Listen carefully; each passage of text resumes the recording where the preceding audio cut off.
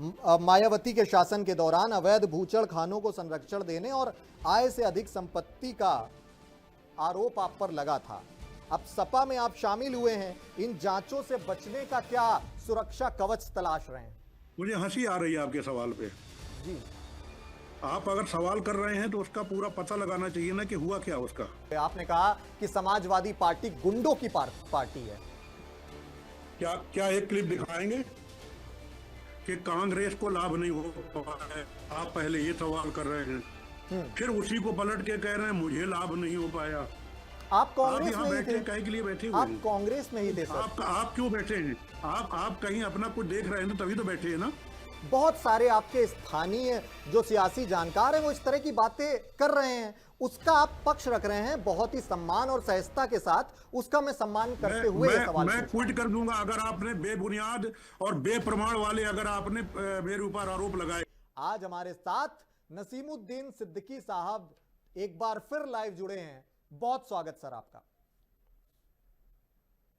Ji thank you so much. जी, सबसे पहले तो आपको बहुत बहुत शुभकामनाएं आपके नए पड़ाव के लिए।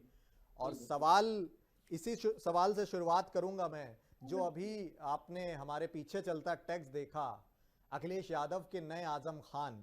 आपने भली भांति इस परिस्थिति से वाकिफ हैं कि समाजवादी पार्टी में आजम खान जैसे तमाम जो कद्दावर नेता हैं, खासकर खुद आजम खान ही हाशिए पर हैं। उनको इस तरह की बातें भी हैं कि उनको वो सम्मान नहीं मिल पाया जिसके वो हकदार थे अखिलेश यादव की ओर से।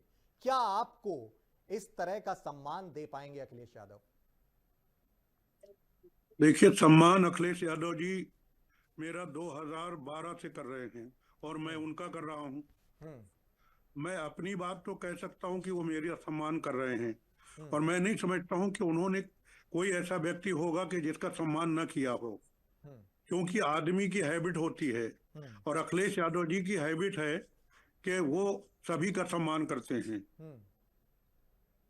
सम्मान सबका करते हैं। उन्होंने सम्मान 2014 में आपका किया था। लोकायुक्त की रिपोर्ट एक है, उसमें जो है पत्थरों की खरीद में 1400 करोड़ के घोटाले में आपका नाम आया था प्रमुखता से। अखिलेश यादव ही तब मुख्यमंत्री थे, उन्होंने जांच के आदेश भी दिए थे। अब आप उन्हीं अखिलेश यादव के साथ मंच साझा कर रहे हैं, सहमति बन गई? अखिलेश यादव जी ने को क्या करना चाहिए? अगर लोक आयुक्त रिपोर्ट भेजते हैं तो क्या कर लेना चाहिए? उसको दबा देना चाहिए। जांच ही तो हुई है ना। क्या हुआ उस जांच में? अगर आपने इतना पता लगाया तो ये भी पता लगाना चाहिए कि उस जांच में क्या हुआ।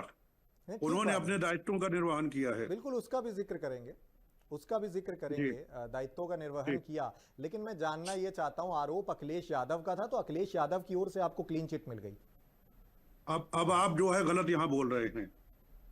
आरोप अखिलेश यादव जी का नहीं था। आरोप में लोक आयुक्त ने आरोप लगाया था और आरोप लोक अखिलेश यादव जी का कोई आरोप नहीं था। लोक आयुक्त के आरोप की जांच के आदेश अखिलेश यादव ने दिए थे। वो तो करना चाहिए भाई। अगर वो दबा लेते हैं तो इसका मतलब वो कि मुझे अपना मान करके उन्होंने ऐसा किया। उन्होंने निष्पक्ष किया ना। मेरा बेटा अगर जांच आती है तो मुझे जांच करा कर दूध का दूध पानी का पानी करना चाहिए ना। ठीक है। और नसीम साहब, जैसे कि पिछले इंटरव्यू में भी हमारी आपकी बातचीत हुई थी और बहुत ही वो ब्लंट इंटरव्यू, बहुत ही बेबाकी के साथ आपने जवाब दिए थे और लोगों ने कमेंट करके, जब वो डिजिटल पे इंटरव्यू गया तो लोगों ने कहा कि इंटरव्यू जैसा भी हो लेकिन नसीम साहब ने तमाम सख्त सवालों का बहुत ही सहज अंदाज में जवाब दिया और आज भी उम्मीद आपसे वही है। एक आरोप आप पर बहुत गंभीर उसी दौरान ये भी लगा, मायावती के शासन के दौरान अवैध भूचड़ खानों को संरक्षण देने और आय से अधिक संपत्ति का आरोप आप पर लगा था। अब सपा में आप शामिल हुए हैं, इन जांचों से बचने का क्या सुरक्षा कवच तलाश रहे हैं? मुझे हंसी आ रही है आपके सवाल पे। जी, आप अगर सवाल कर रहे हैं तो उसका पूरा पता लगाना चाहिए ना कि हुआ क्या उसका। जी बिल्कुल, उस पर भी बात होगी लेकिन आपका पक्ष मैं जानना चाह रहा हूं। सीबीआई ने क्लीन चिट दे दी। विजिलेंस ने क्लीन चिट दे दिया आय से अधिक संपत्ति की।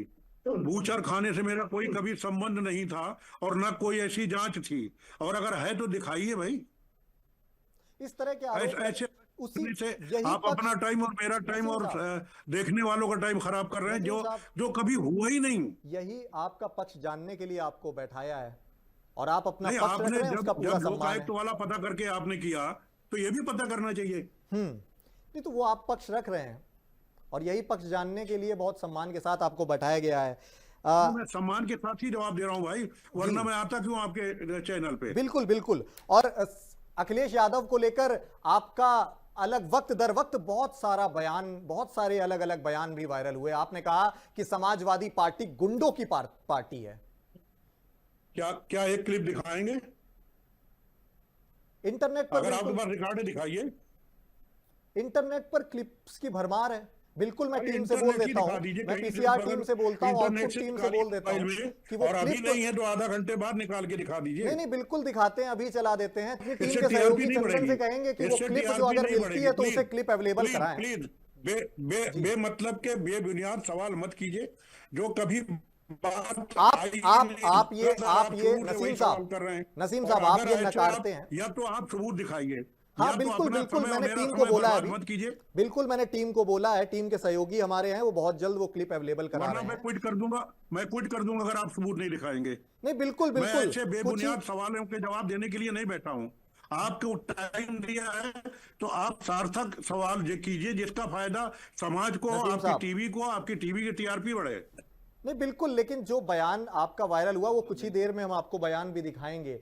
और भाई है कहाँ, आप आपको लेके बैठना चाहिए ना।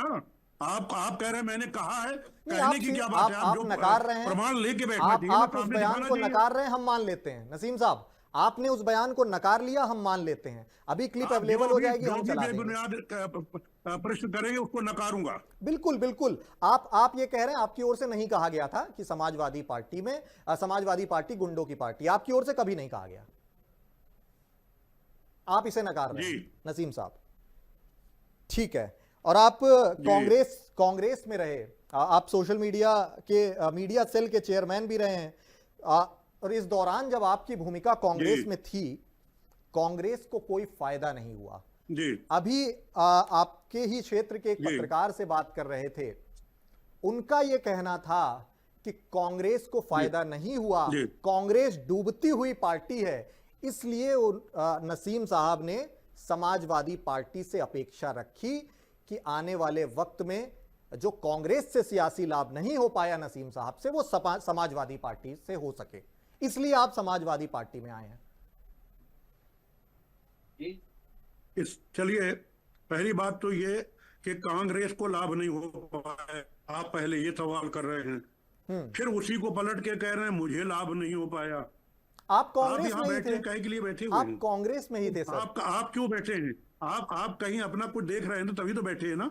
बिल्कुल, आप चैनल बदल दें तो कोई बात नहीं, मैं पार्टी बदलूं तो आपको तकलीफ हो रही है। कितने आपके पत्रकार हैं जो चैनल बदल के दूसरे में चले गए, हमने सवाल नहीं उठाया। हाँ नहीं ये स्वागत योग्य है। मैंने शुरुआत सर, आपकी भी पत्रकार बिरादरी कटघरे में खड़ी है सर, मैंने शुरुआत इस इंटरव्यू की ये कही कि आपके नए पड़ाव की शुभकामनाएं, उसका तो विरोध है ही नहीं।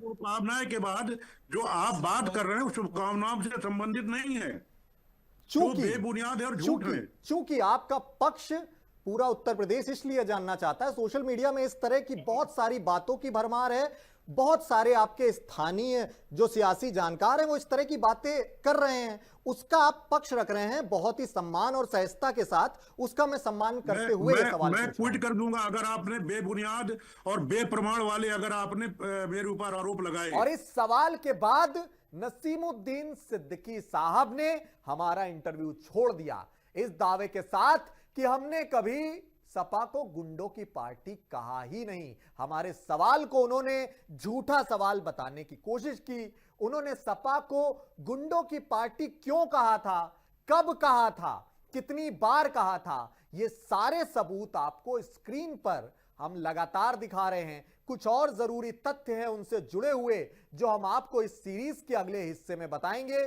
फिलहाल के लिए मैं आपसे मोहलत चाहता हूं और इस दावे के साथ आपसे जल्द मिलूंगा कि नसीमुद्दीन सिद्दीकी ने किस तरह समाजवादी पार्टी की खिलाफत किसी समय की थी, वक्त दर वक्त कई आरोप लगाए थे। इसके साथ साथ अखिलेश यादव जब सत्ता में थे तो नसीमुद्दीन सिद्दीकी के खिलाफ किस तरह अलग अलग घोटालों और बूचड़खानों को शय देने जैसे आरोपों के बाद जांच के आदेश भी दे डाले थे। अब हम सवाल पूछ रहे हैं कि क्या अखिलेश यादव ने उन्हें क्लीन चिट दे दी है या दोनों के बीच कोई बड़ा समझौता हो गया है। इस तरह के सवाल हम लगातार उठा रहे हैं। नसीमुद्दीन सिद्दीकी साहब से लगातार संपर्क करने की कोशिश में हैं। उनसे लगातार हमारी ये गुजारिश रहेगी कि आप इन सवालों का जवाब दीजिए। जैसा कि आपको एक मुखर नेता के तौर पर जाना जाता है, आप इन सवालों से बचने की बजाय हमारे साथ बैठिए। और हमने आपको, जैसा कि आपने सबूत मांगा था, कि हमने ऐसा कभी कहा ही नहीं, हमने आपको सबूत भी दे दिया कि 2016 में एक बसपा नेता की हत्या हुई थी, तब आपने कहा था। वक्त दर वक्त आपने इस तरह के बयान दिए थे कि समाजवादी पार्टी जो है वो गुंडों की पार्टी है। यह आपका वक्तव्य था जो कि आप अब मुकरते हुए नजर आ रहे हैं। अगर आप मुकर रहे हैं तो आप ऑन रिकॉर्ड हमारे साथ बैठिए और तमाम जरूरी सवालों का आपको जवाब देना चाहिए। एक दिग्गज नेता होने के नाते पूरे सम्मान के साथ हमारा यह आपसे सवाल है और हमारी आपसे गुजारिश है कि आप हमारे साथ बैठें और जो इंटरनेट पर बहुत सारे सवाल तैर रहे हैं उन सवालों का जवाब दें।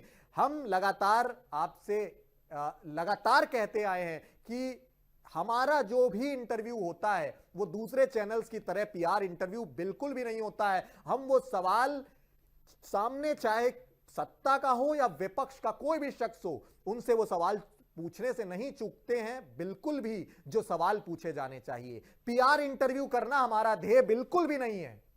इसलिए नसीम साहब, हमारी आपसे दोबारा गुजारिश कि हमारे साथ बैठिए और इन तमाम सवालों का जवाब दीजिए, और नहीं तो वो सवाल एफएम न्यूज यूं ही लगातार चलाता रहेगा सबूतों के साथ। मैं प्रियंक वाजपेयी हूं आपके साथ। शुक्रिया, नमस्कार।